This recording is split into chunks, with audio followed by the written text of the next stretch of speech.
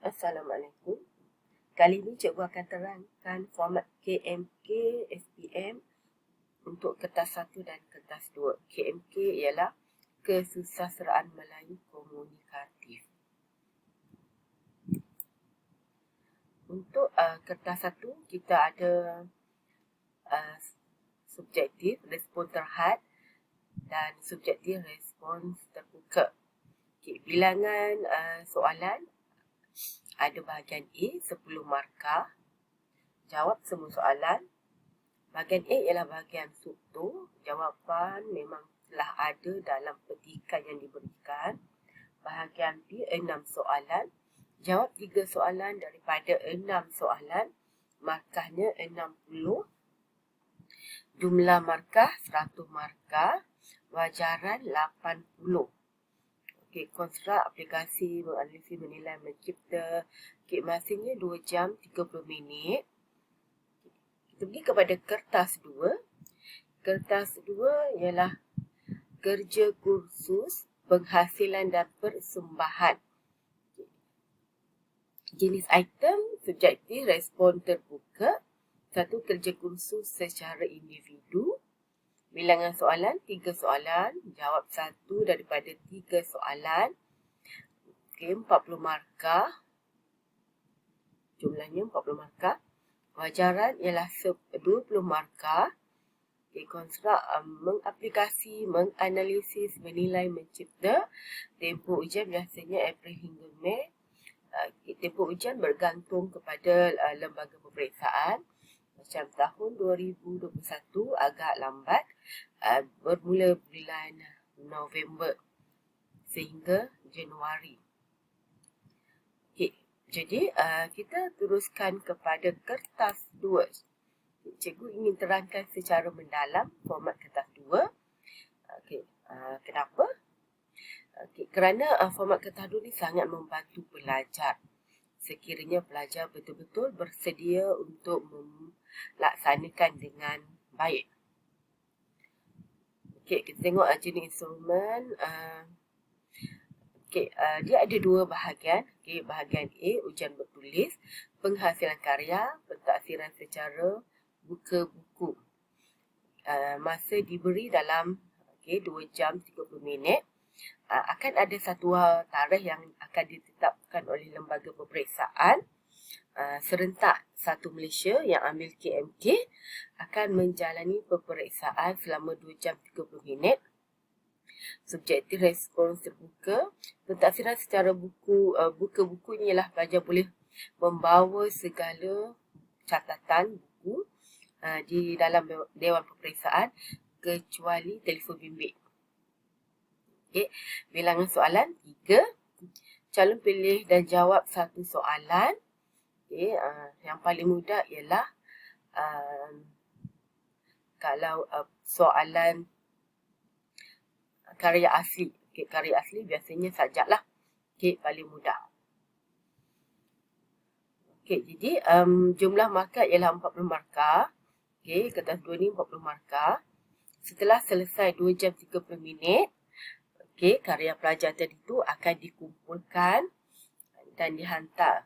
Okay, kemudian karya tersebut akan diberikan salinan fotoset kepada pelajar untuk pelajar melaksanakan bahagian B. Bahagian B ialah persembahan. Maksudnya persembahan karya. Calon pilih kaedah persembahan multimedia atau persembahan langsung. Tempohnya 3 hingga 8 minit sahaja. Jadi karya tadi tu pelajar perlu buat persembahan multimedia selama 3 hingga 8 minit. Okey, yang ini 20 markah, 20 markah jadi 40 markah lah. Jadi kita akan jadikan 20% kesemuanya di sini. Okey, kita tengok bila pada bahagian A, karya tadi tu. Okey, bahagian B. Karya yang anda hasilkan pada bahagian A hendaklah dipersembahkan. Persembahan multimedia mestilah persembahan multimedia menggunakan satu bentuk perisian, contohnya PowerPoint, CapCut, InShot, KineMaster dan sebagainya. Persembahan tersebut adalah mengandungi penerapan elemen multimedia iaitu grafik, animasi, teks dan audiovisual ataupun persembahan langsung yang mengandungi penerapan elemen multimedia iaitu grafik, animasi, teks dan audiovisual. Okey, jadi untuk skor bahagian kertas 2, pelajar perlulah membuat persembahan multimedia menggunakan bentuk perisian. Yang inilah yang perlu pelajar buat. Okay. Jadi pelajar perlulah memahirkan diri menggunakan apa-apa aplikasi untuk menghasilkan video.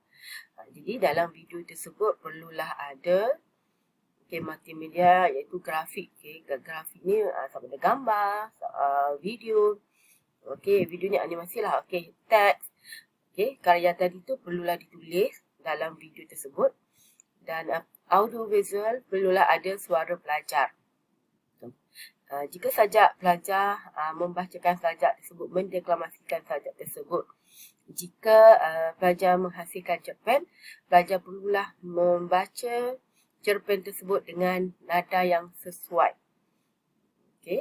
Sekiranya pelajar menghasilkan syair, pelajar perlu bersyair lah. Jadi yang paling mudah, pelajar pilihlah sajak dan cerpen.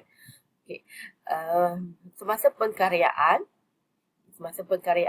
menulis sajak paling mudah. Tetapi bila kita membuat persembahan, menghasilkan cerpen sangat mudah. Kerana cerpen merupakan karya panjang, jadi multimedia perlu masa yang 3 hingga 8 minit.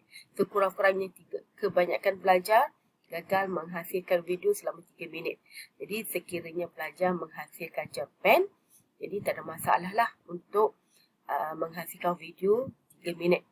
Dengan syarat pelajar perlulah mahir menulis cerpen. Sekiranya pelajar tidak mahir menulis cerpen, pelajar bolehlah menghasilkan sajak. Kita tengok. Setelah pelajar menghasilkan multimedia, pelajar perlu menghasilkan papan cerita untuk 6 markah. Papan cerita. Sayang sekiranya pelajar tidak membuat papan cerita. Ini ialah salah satu contoh papan cerita lah. Grafik. Grafik ni kita tengoklah pada latar belakang video yang bergerak, animasi. Audio visual ni menggunakan, kena ada muzik latar, kena ada suara pelajar. Suara pelajar di sini selalu memperkenalkan nama kelas dan tajuk. Sebab ini ialah papan cerita yang pertama. Sekiranya kalau bila papan cerita yang kedua, ketiga, mestilah mendeklamasikan sajak lah ataupun membacakan cerpen yang dihasilkan. Ini ialah maklumat yang perlu adalah apabila pelajar menghasilkan video. Jadi inilah sekiranya slide yang pertama pelajar tulis ini.